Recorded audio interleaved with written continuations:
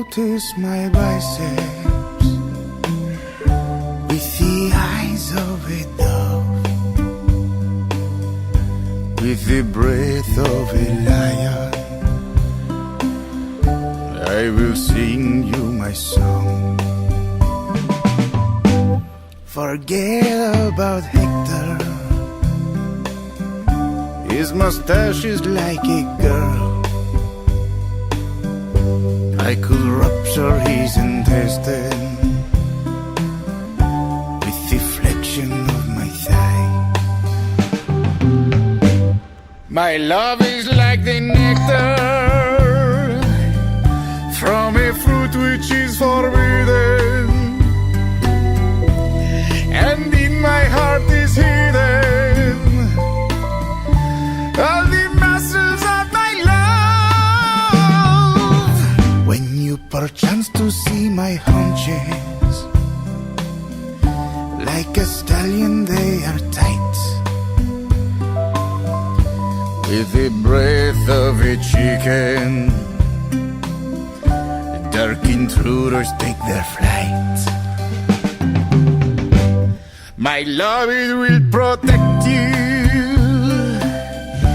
like a vest of bulletproofness. In the wind I am a warrior, in your arms I am a child.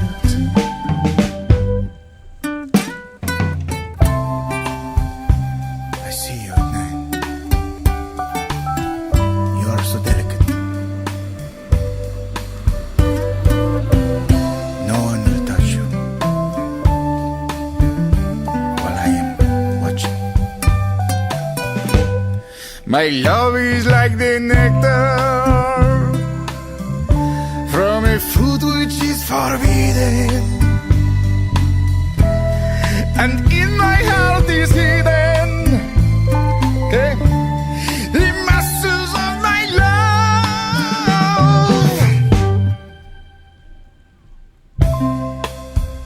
When I see you, my thighs quiver like a girl. But I need you to know that I am strong like a stallion. I will take you on a ride through the desert on my back.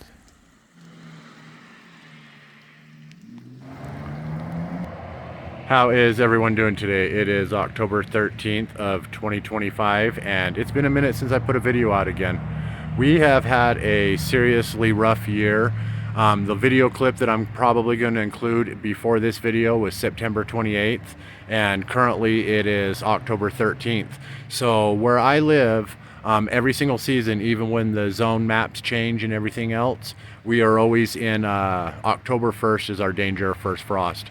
Over this past 11 years of living here, I've only seen it hit on October 1st, exactly one day. I know that because October 1st is also my birthday. Each season on October 1st, we kind of got to decide. We know it's only a week or two before it gets so cold that it'll kind of take out our outdoor garden here, but we have to kind of make a decision. Do we want to pull it all down ourselves, or at that point and not deal with all the mess that comes when it collapses itself, or we get to fight back for as long as we can? Since the danger of first frost is always on my birthday, we look at it like the end of the garden, and everything else after that becomes like gravy. Or I love to fight back on my birthday and see how much I can pull on top of that date for excess. This season for us, this is our 11th year in this yard. From that fence to this door right here is 26 feet, so about 9 yards. It looks a lot bigger on video, but and then from this fence right here to this fence right here is 15 feet, or about 5 yards. So it is a lot smaller than it looks on camera. But in this yard, this season, we were able to fit more varieties of tomato and more varieties of pepper than we've ever fit. The types of tomatoes, we grew 23 types of tomato in our yard this season, and out of the 23 varieties, 20 of them had large amounts of production. We only put about 10 tomato videos up this season because of the struggles we've been having. So there's certain ones like here, look at all these tomatoes. The Virginia Sweet, The Ava Purple Ball over here has produced a ton. So even though we had 20 types that really did well for us and really put out enough for us to show, we didn't really show them because of things that have been going on. For example, in the beginning of January, I had hurt my shoulder, and for 3 months straight, I wasn't even able to use my right arm to do anything. And then for the next 2 months after that, right up into the growth season, I was barely able to use it limited without extreme pain. So I had a really bad shoulder injury. We've had family health emergencies, major car breakdown situations, everything else like that. And so the video's kind of just to tell everybody an update on how our season went before everything collapses. But 23 types of tomato, got 20 of them to production. And not only that, we have produced more tomatoes in this season than any 2 or 3 seasons combined, even our better seasons. Just so many tomatoes. Our very, very best tomato season ever. Tons and tons of unique stuff. We planted a lot of unique stuff we'd never seen before. A big drive to the garden is seeing unique. Out of the pepper types that we grew 27 different varieties of pepper we were able to get out in the yard. And all 27 of them right here, most of them are right here, there's a couple over here. All 27 varieties of pepper had massive production. So not only was it our best tomato season ever, it was also our best pepper season ever. So one of the plans I want to do for this video also is I want to walk around and name all the tomatoes and peppers that we grew, and also talk about everything but tomatoes and peppers. A lot of times in our yard we have like 3 or 4 categories. Because we rent and because we have to do everything in containers, peppers do excellent containers. Tons and tons of different varieties out there for people to try out. If you're not into hot peppers, there's a lot of sweet peppers. There's a lot of flavors in tomatoes and peppers that a lot of people might not be accustomed to until you really get your hand on a rare heirloom or some unique colored tomato or something along those lines. But I'm going to go ahead and name anything, and I'll probably try to stop at a couple of the things that we grew, like such as everything but the tomatoes and peppers. I'll name the tomatoes and peppers and just maybe talk a little bit about everything but tomatoes and peppers, because having our best tomato season ever, having our best pepper season ever, but we're also having our best everything else season ever. So some of our very favorite stuff grew massive out here. And I believe it was because I faced so much challenges this season. A lot of times my garden becomes a vent for that frustration or that stress and stuff. It's nice to come out here and put in tons and tons of work and just kind of vent that stress out and vent that negative energy out. I know it doesn't fix the things that I cannot change in life that really are having a big effect on me a lot of times, but it also makes me feel a lot better to come out here and help out with the things that I can. And I think that the more challenged I became this season, the better the yard becomes. So our best season ever. Let me go around and start naming things and maybe talk about a couple things. I don't like my videos to get too long. I hope this one doesn't get too long, but I would really just like to seal a really good update video at the end of the season, just in case it takes us a couple months to get a next video out. So I'll start over here on the right. This is a Midwest Midnight Peach Pepper. It's an ornamental pepper. That is a mutant pepper. Doesn't even look like a pepper. We had tons of basil and sweet basil and tons of cilantro growing out of this season. This is Black Magic Kale. It looks shabby now, but it was actually doing really well for us. We got the seeds from this one from a seed exchange that we had visited. All right, the tomatoes that we have here. This is the Laura's Bounty Dwarf. This is the Mahogany Dwarf. That one down there that's already been cut out. No, that's the Mahogany that's already been cut out. This one's the Rosella Purple Dwarf tomato. This one's the Big Rainbow. It's the only sprout or only type that made our yard that didn't come from our seeds that we started ourselves. It came from another grower that we had found on Facebook. Sorry about that. I had to cut for just a second for the neighbor's dog to come out and go to the bathroom. But this is the Big Rainbow tomato. That's the only one we grew from out our seeds. Anything that we grew new that was new to us, we'd never grown before, came from bought seeds that we started ourselves. But everything that we have grown before came from seeds that had come from those grows specifically. So we'll target some unique type that we really like, and this Big Rainbow, we've saved a horde of seeds off of this one. A really interesting story on that one. Probably get a chance in another season to do a video on it. It kind of surprised me, but it's an excellent one and the only one that wasn't from our grows or from our seeds or our sprouts. This one right here is the dwarf peppermint stripes crammed in here. This one was the Cherokee green. This one was the Sartre Relois, even though it's got an overhang of Black Beauty on it. This one's the Black Beauty tomato, and then this one right here was the carbon tomato. We had a huge amount of carbon on here too, and that was one I kind of feel like I didn't get a good chance to do a video on. So it's a really, really excellent tomato. Tastes like the Cherokee Purple. I even believe it's from the Cherokee Purple genetics. This right here is chives, regular chives that we started from seed. This out here was a tuft that started from seeds that fell last year. It's actually garlic chives, and we've also gotten some more seeds off of it from this season. This right here is a Baby Cakes blackberry. We'll probably be trimming this one way down and pulling it up close and trying to winter it over. It never produced for us, but we, sometimes the blackberries and the berry plants, grapes, things like that, they don't really produce the first season very well. It's usually you got to winter them through and get them a season or two, and then they start producing for you. This is strawberries that we just keep having come back for a good 5 or 6 years. We're on our 11th season now, and these ones have been continuing to come back on their own each year for us and producing strawberries for us without no work at all. This was actually snapdragons. Same thing with this one. Seeds that had fallen had started growing here, so we left them there. That's why they're all small and kind of clumpy, is because they're all kind of really, really crowded together. But we just let it grow like that, and had a pretty flower in the yard. Snapdragons are one of my mom's favorites, so shout out to her. Right here we have the Queen of the Night tomato. You can see it's still got a bunch of tomatoes on it. This whole entire wall was full of tomatoes. This one right here was the Pink Fang tomato, a new one to us as well as the Queen of the Night. This one right here was the Alice's Dream, a new one to us. This one was the Tsindao, Tsindao tomato, which was new to us. And back here we had 2 plants of the Charlie Chaplin. All these tomatoes produced a huge amount. If they produced a huge amount, I just won't say that they produced a huge amount. I'll mention the few that didn't as we get to them. But moving on to something other than the tomatoes for a second, we have the Dragon Egg cucumber.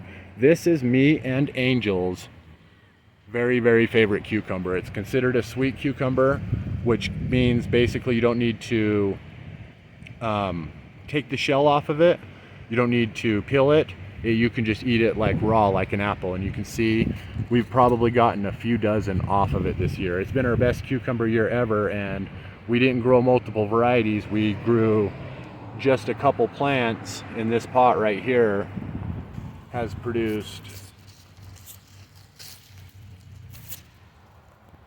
hordes and hordes of Dragon Egg cucumbers. It was really, really bushy at one point and just had like cucumbers all over it. It's still producing for us. As it's getting into the cold season, everything that's left on it right now, we're letting to go to over ripen so we can save seeds on it. So we're on a save seeding mission. This one right here, look at that, it got trapped in the fence. But this is the Dragon Egg cucumber, best cucumber year we've ever had, and this is the only cucumber we grew in the yard. These are dragon tongue beans, and we place these all throughout the yard. There's a couple other places I'll be showing you guys where these ones are growing, but this is our very favorite bean. I believe it's an heirloom out of Denmark, possibly.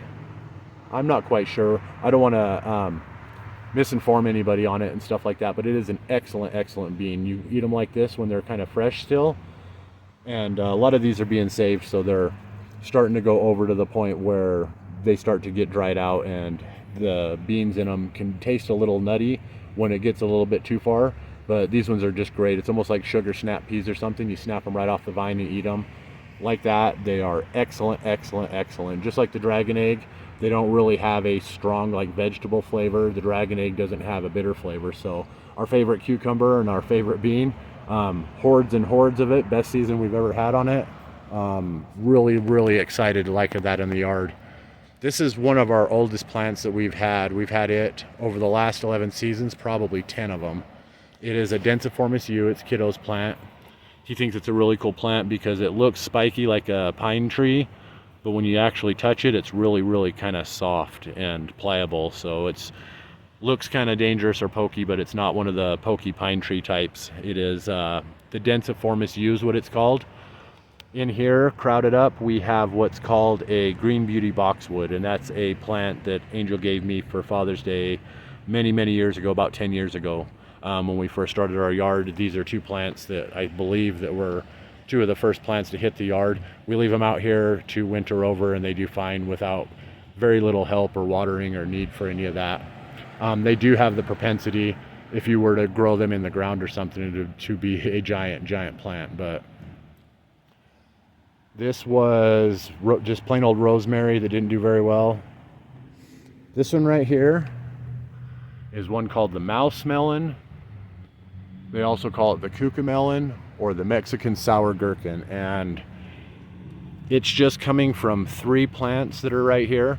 This is the 3rd year we grew this one, and this one, look at it right here. That's why they call it a mouse melon. It looks like a tiny watermelon for mouse. First year we did pretty good with it. It took us a long time to get started, but once it did all right.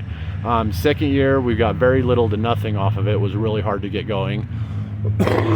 This season as well, super hard to get going, but as soon as we got it going, it's overflowing on the tomatoes that are here, overflowing through here.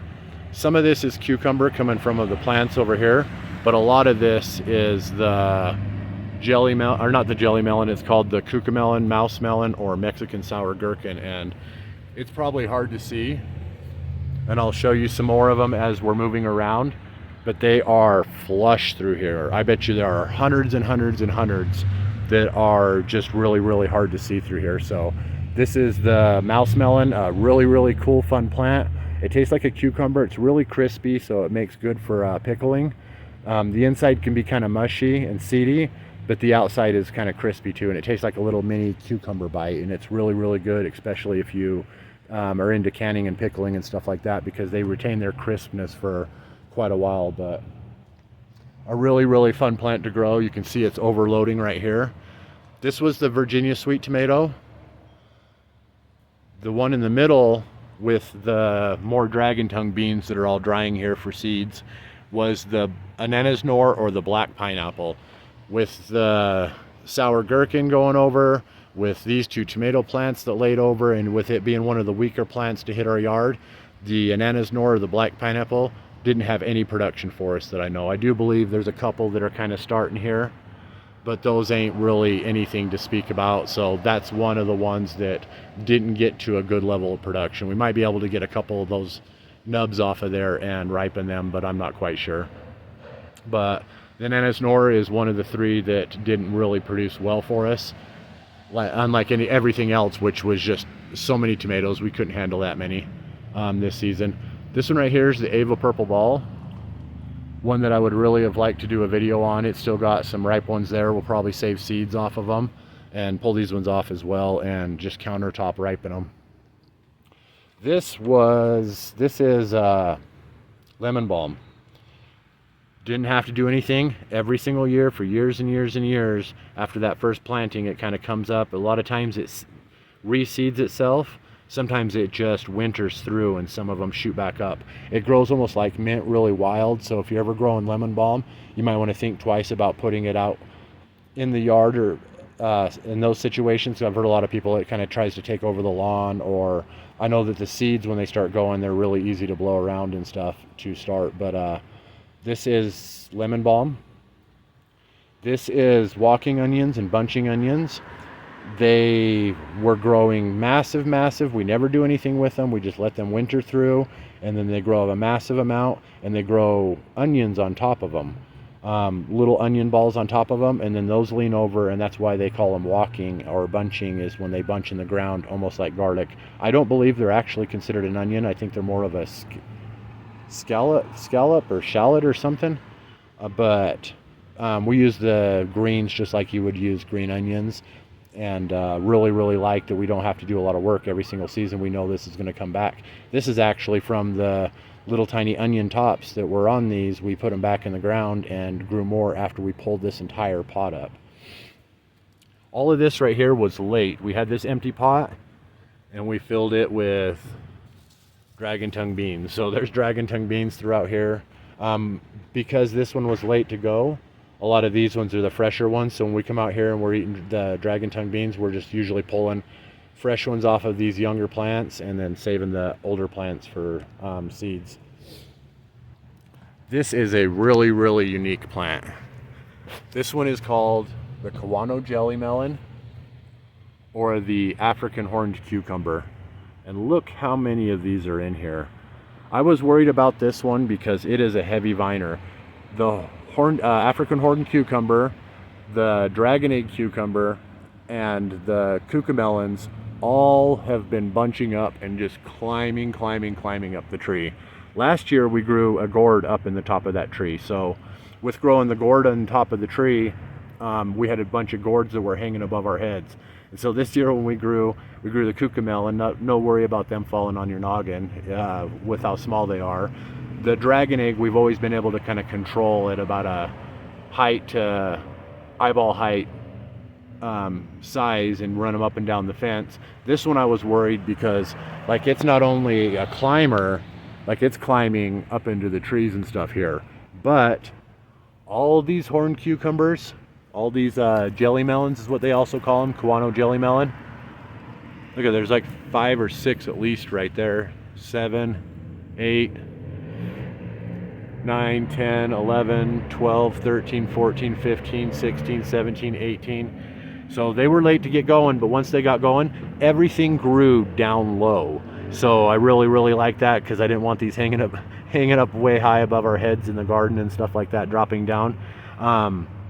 And from what I understand, when they they'll eventually turn an orange color with a jelly green inside. I hear the flavor's not very good. They're really spiky. That one in there looks really cool. But that was just a really unique grow that I wanted to try out. I seen a friend of ours, Sapper Garden at Ession's Family Garden, grow these. You can see the plant's really shabby. We've had to thin it out quite a bit for all the dead growth that was there and stuff to kind of get some light and air in there and try to ripen them. And it looks like a bunch of dragon eggs. It looks probably more like a dragon egg than the dragon egg cucumber.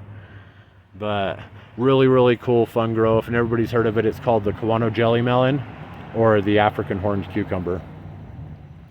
In here we have irises and lilies. They're of course getting swamped out by this other tomato plant right here. We don't ever do anything with them back here crowded in the corner. They do get a little bit of benefit from being warmer, but they also don't really get a lot of sunshine and stuff like that. So we just leave them alone, and every season that they kind of come back, it's gotten to the point where the irises have almost taken over the pot. I know it's hard to see right here. This is, I need to cut all this off.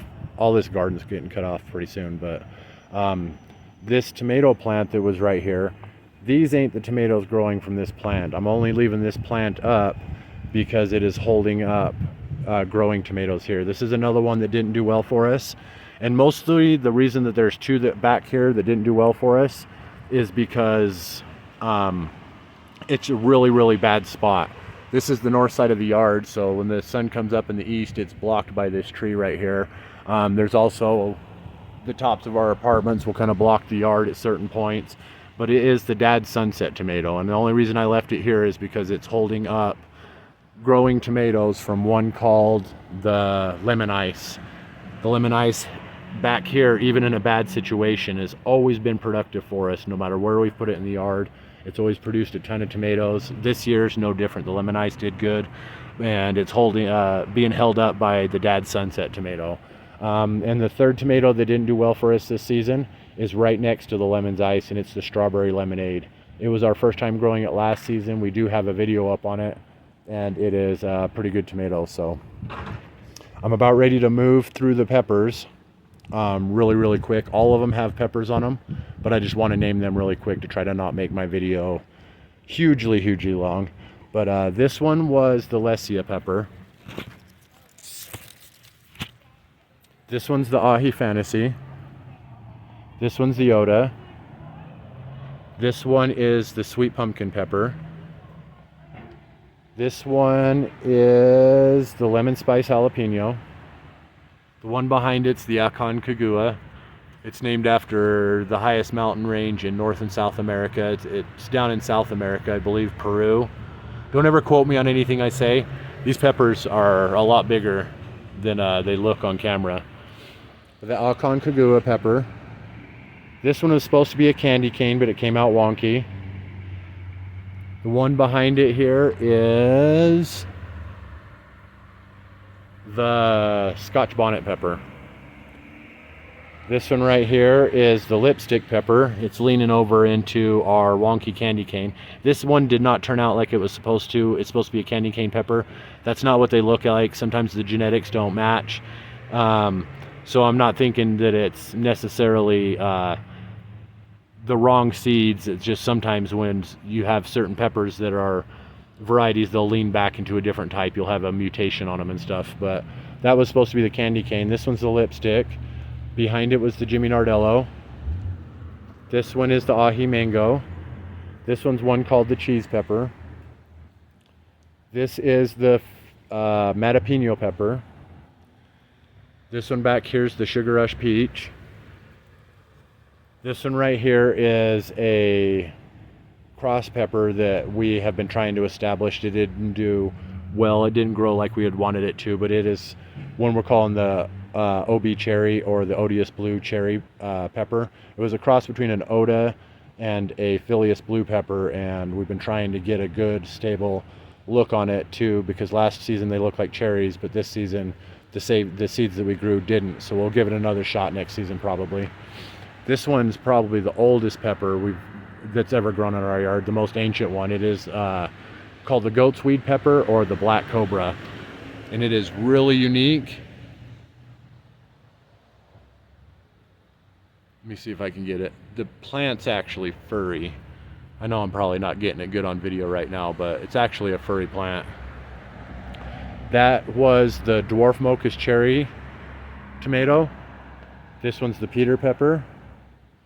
Back in here we had the golden heart tomato. You can see there's some still ripening on there. The dwarf golden heart tomato, the dwarf purple heart tomato. This one was one called the purple tiger pepper.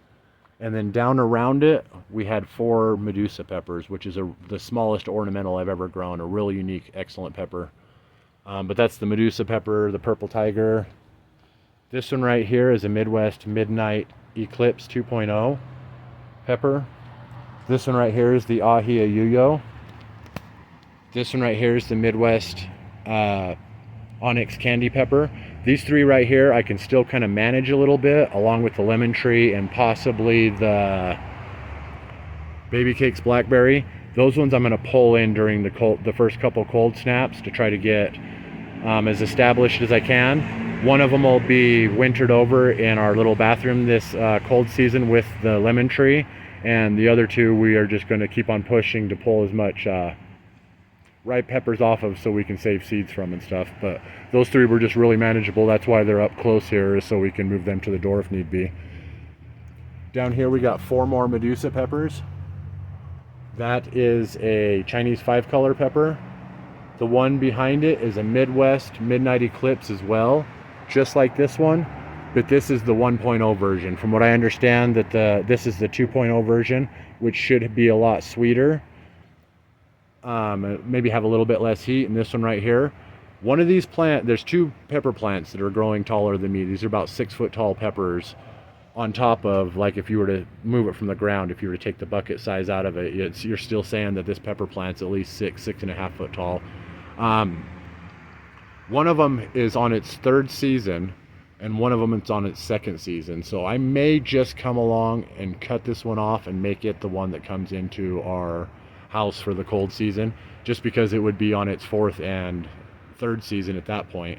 Or maybe I'll pull both Midwest peppers in. But this one right here is another cross. In 2019 we grew one called the Lemon Spice Jalapeno, which is our favorite jalapeno, which is in the yard this season, and a really good long sweet pepper called the Courbaki.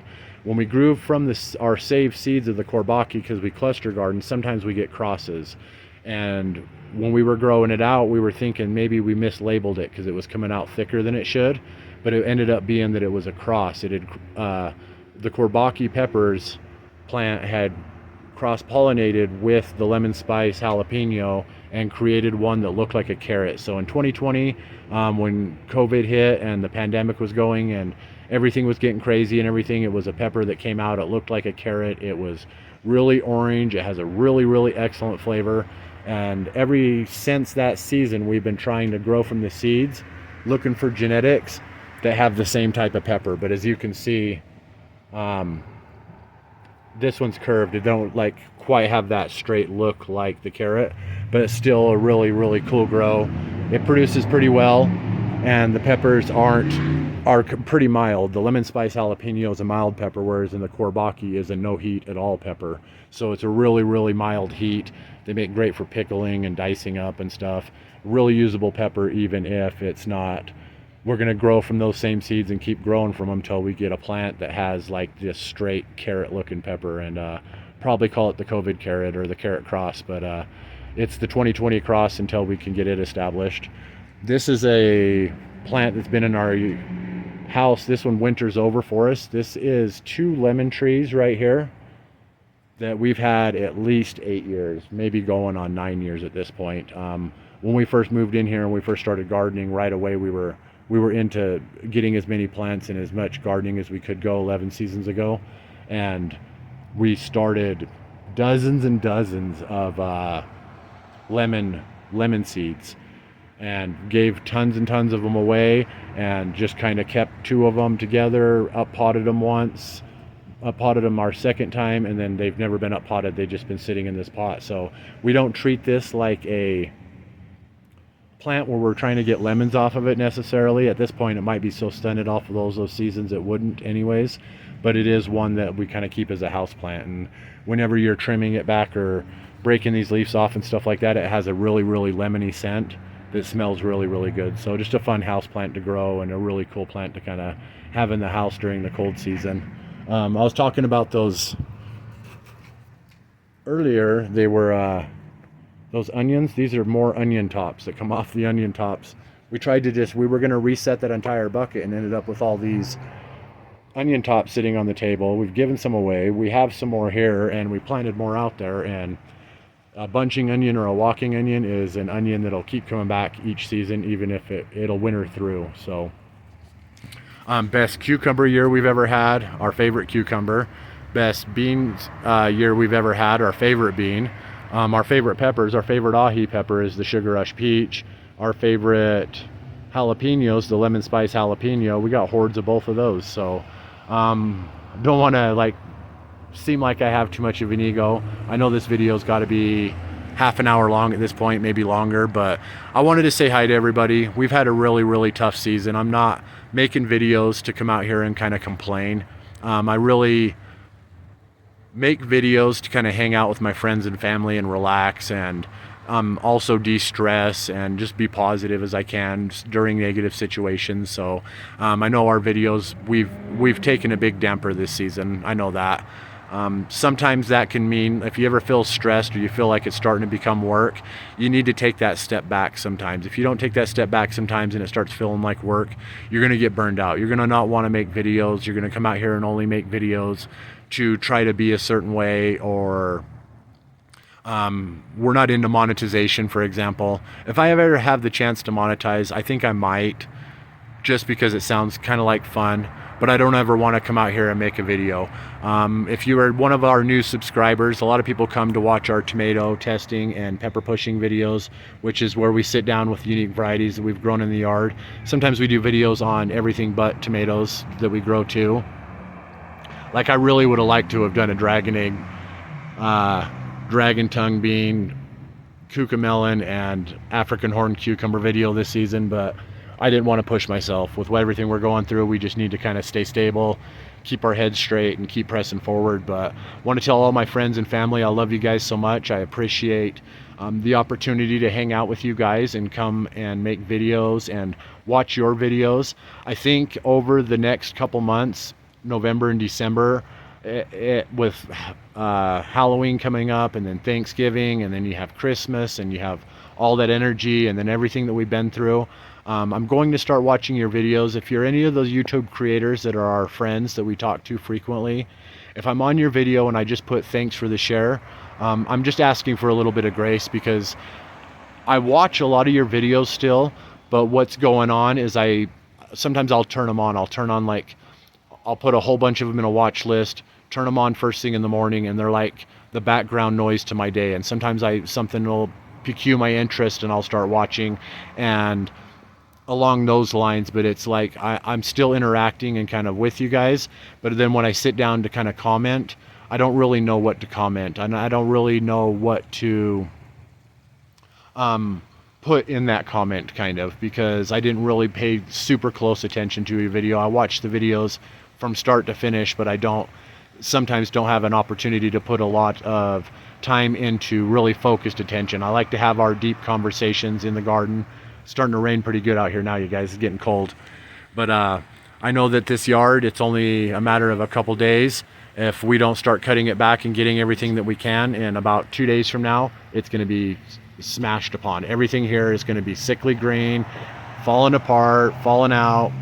It's horrible, just in time for Halloween. But this is probably not my last video of the year, but just in case, I want to tell you guys I love you.